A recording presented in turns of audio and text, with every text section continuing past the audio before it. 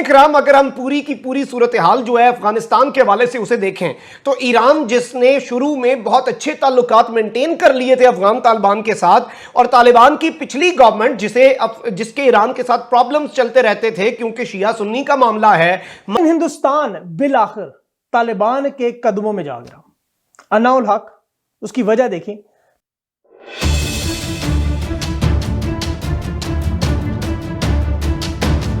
इकराम, अगर हम पूरी की पूरी सूरत हाल जो है अफगानिस्तान के हवाले से उसे देखें तो ईरान जिसने शुरू में बहुत अच्छे ताल्लुकात मेंटेन कर लिए थे अफगान तालिबान के साथ, और तालिबान की पिछली गवर्नमेंट जिसके ईरान के साथ प्रॉब्लम्स चलते रहते थे क्योंकि शिया सुन्नी का मामला है, मसलक आ जाता है। इस मर्तबा अपेरेंटली ऐसा महसूस हो रहा था, इंटरनेशनल जरीदे लिख रहे थे कि इस मर्तबा मसलक को पीछे छोड़कर अफगान तालिबान और ईरान एक नई बिगिनिंग जो है उसकी तरफ जाएंगे।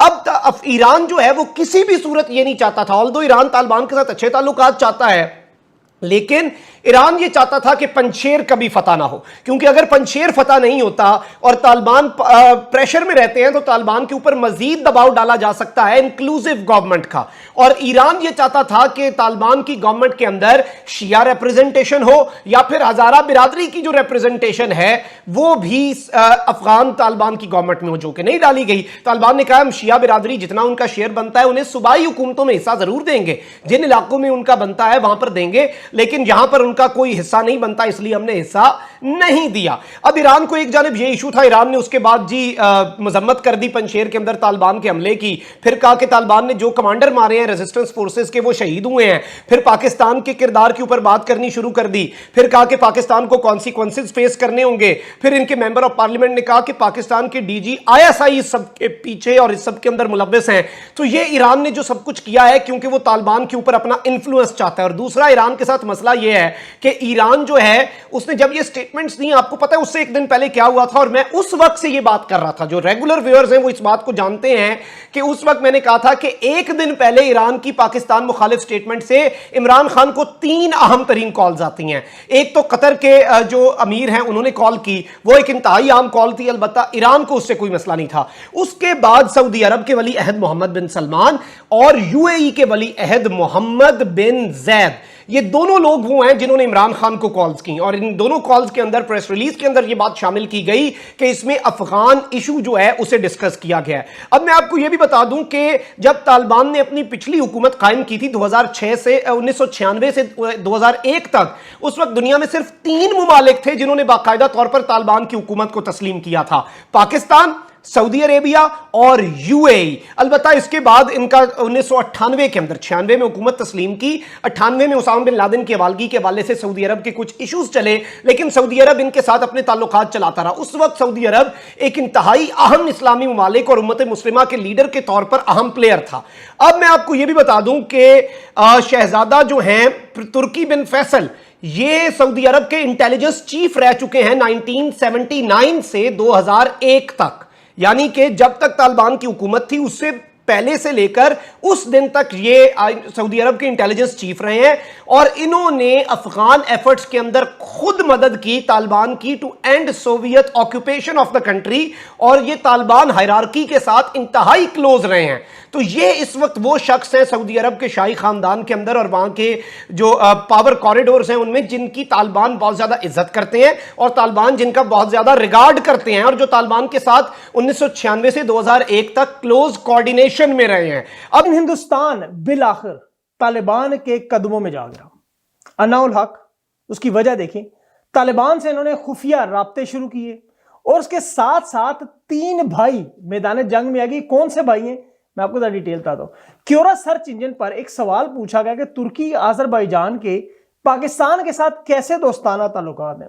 नीचे एक तुर्क ने बड़ा अच्छा जवाब दिया कि इनके साथ कोई दोस्ती नहीं, ये 3 भाई हैं, और जिन 3,500 लोगों में जिनमें आज़रबाईजान, तुर्की और पाकिस्तान के लोग थे उन्होंने नीचे से पसंद किया था। बात देखें, अब इत्तफाक देखें, 2021 की मिलिट्री एक्सरसाइज को नाम दिया गया 3 ब्रदर्स 2021, और यही सबसे बड़ी अहम बात है। और हमारे खिते में, जिस खिते में इस वक्त हम मौजूद है, यहां पर बड़ी जबरदस्त किस्म की शतरंज की बिसात बिछी हुई है। हर कोई अपने अपनी बसात के मुताबिक इस पर चाल चल रहा है। पाकिस्तान के साथ 2 भाई दाएं और बाएं खड़े हैं اور ان کے نام ہے آذربائیجان اور ترکی۔ دوسری طرف ہندوستان نے بھی اپنے دوستوں کو لے کر 16 ستمبر سے ملٹری ایکسرسائزز شروع کرنے جا رہے ہیں۔ وہ کیا ہے وہ میں آپ کو بتاتا ہوں، لیکن ان کی بات وہی ہے کہ یہ صاف چھپتے بھی نہیں، سامنے آتے بھی نہیں، اب لیکن انہیں سامنے آنا پڑ گیا، مجبوری ہے۔ ہندوستان کھل کر سامنے کیوں آیا؟ اور یہ طالبان کی مخالفت کرتے رہے تھرو آؤٹ، آپ کو پتہ ہے، دنیا کے سامنے بتاتے رہے دیکھیں یہ کتنے ظالم ہیں، کتنا لوگوں کا مشکل ہے، خواتین کا رہنا مشکل ہے، یہ پورا خطہ ان کی وجہ سے تکلیف میں ہے۔ لیکن در حقیقت یہ لوگ ملاقاتیں کرتے رہے اور منتیں کرتے رہے، ترلے کرتے رہے۔ 31 اگست کو سب سے پہلے انہوں نے ملاقات کی، اور اب یہ ساری معلومات سامنے آ رہی ہیں کہ یہ کس طرح ملاقاتیں کر رہے تھے اور کون کر رہا تھا۔ ان کے سفیر دیپک متل روس، پہلے ان سے بات کرتے رہے، پھر قطر میں انہوں نے جا کر وہاں چھپ چھپا کر طالبان سے ملاقات کی درخواست کی۔ 5 منٹ دے دیں، اور بہانہ کیا رکھا کہ ہمارے وہاں شہری پھنسے ہوئے ہیں، را کے ایجنٹ پھنسے ہوئے ہیں، انہیں ہم نے نکالنا ہے۔ لیکن اصل میں نکالنا انہیں صرف نہیں تھا، اس کے ساتھ تمام وہ کاغذات، وہ دستاویزات، وہ معلومات، پاسپورٹ، سب کچھ نکالنا تھا جو پچھلے 27 سال سے یہاں پہ کر رہے ہیں۔ 1996 سے آپ کو حیرانگی ہوگی۔ اب آپ دیکھیں کہ پاکستان کے 3 C-130 کے انہوں نے الزام لگا دیا کہ جی وہاں پر لوگ پاکستان پہنچا رہے ہیں، اور پاکستان کی مخالفت میں وہاں پر انہوں نے بہت سے گروہ بنائے، اور ان گروہوں کی مدد سے یہ پاکستان میں ساری شورش جو ہوتی تھی یہ وہیں سے ہوتی تھی، چاہے وہ BLA ہو چاہے وہ TTP ہو۔ انہوں نے پاکستان کو مجبور کیا کس طرح کہ ہم اس افغان حکومت کی تبدیلی میں پاکستان اپنا اہم کردار ادا کرے۔ پاکستان کو افغان حکومت سے یا اس کی سیاست سے دلچسپی نہیں، اور یہ ہماری بقا کا مسئلہ ہے، ہماری انا کا مسئلہ نہیں، اسے آپ سمجھنے کی کوشش کریں۔